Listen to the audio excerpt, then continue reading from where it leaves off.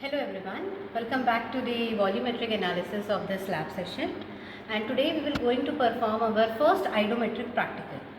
In iodometric practical, we used to determine the strength of any oxidizing agent by treating it with the free iodine.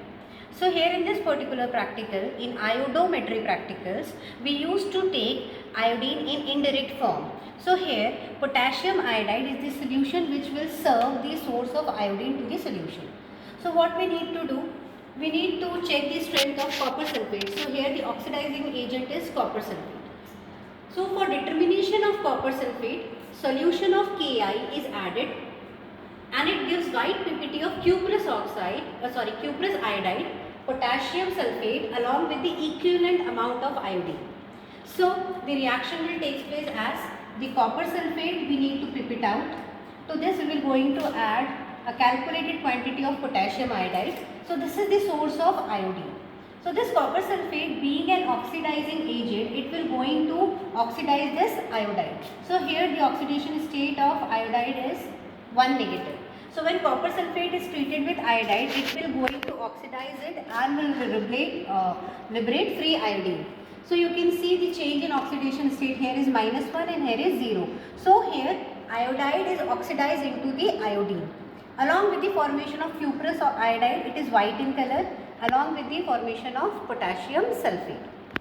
Now, the equivalent amount of free iodine will tell us the amount of copper sulfate.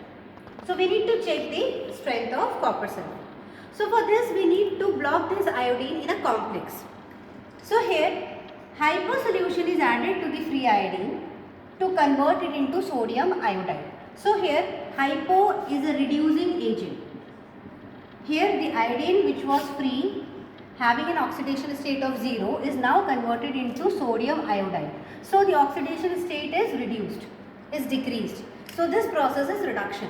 So in iodometric titration, oxidation and reduction takes place simultaneously. Now at this point, when we will get a sodium iodide, we will get a yellow colored solution in the conical flask. Now we need to check the completion of the reaction. So for checking the completion of the reaction, at this point, we will going to add starch as an indicator. Now this starch will going to absorb the free iodine available in the flask. So starch is here an absorbing indicator. And it will form iodo-starch complex, which is blue in color. Now to this iodo-starch complex which is present in the conical flask, we will going to again add a hypo solution from the burette. Now so as at this point this hypo will going to abstract the iodine from this starch. So here the deabsorption process will continue and finally we will get all iodine in the form of sodium iodide, and at the end we will get a white colored solution of cuprous iodide. So here is the end point of the titration. So let me tell you what we need to do. We need to fix the burette with the burette stand. We need to fix the fill the burette with the hypo solution, known hypo solution. In the conical flask, we have to pip it out 25 ml copper sulfate. We need to check the strength of copper sulfate here. To it, we will going to add Ki 5 ml. This will serve as a source of iodine. When these two solutions are allowed to react, we will get a brown color solution. To this brown color solution, we will going to add hypo dropwise from the burette till the yellow color solution is obtained. So this is the indication that now iodine is being reduced. Now to check the completion, we will going to add the starch just before the completion of the reaction.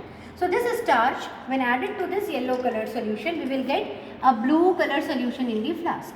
Now to this blue color solution, we will again going to titrate it with hypo, and finally we will get a white color solution. So this is the end point of this titration. So let me demonstrate you the same. So this is our burette and I will going to fill hypo solution to it.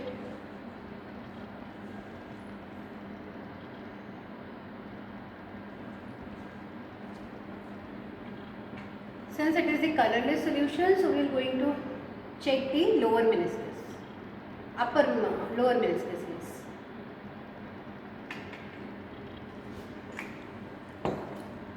Now in the conical flask, I will going to pip it out copper sulfate 25 ml.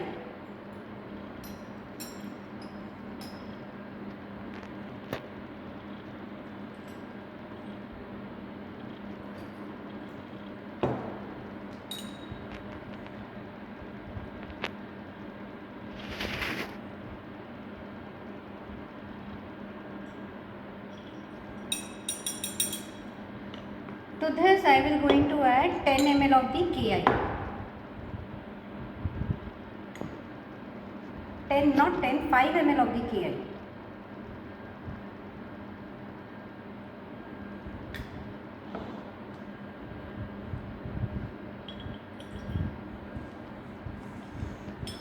Now we need to keep this solution for 2 minutes so that the Ki being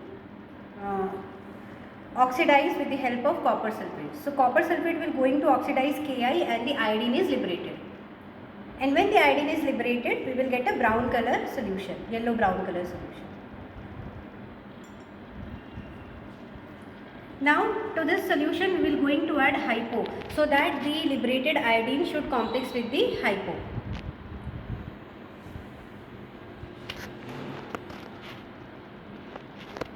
So we are going to add hypo dropwise till the brown color disappear and the yellow color appears, light yellow color. So you can see that brown color is disappeared and yellow colored solution is formed. So here the iodine is now reduced into sodium iodide. But we need to check the complete reduction of the iodine. So for this we are going to add starch as an indicator. So few drops of starch is added to the solution. And here the iodo-starch complex is formed. To this we will again going to add hypo solution.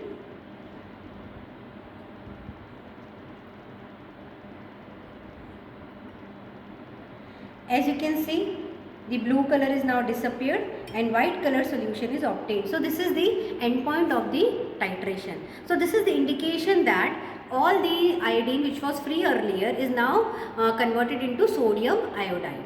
So it is being again reduced. So this is how we need to do this practical. Thank you.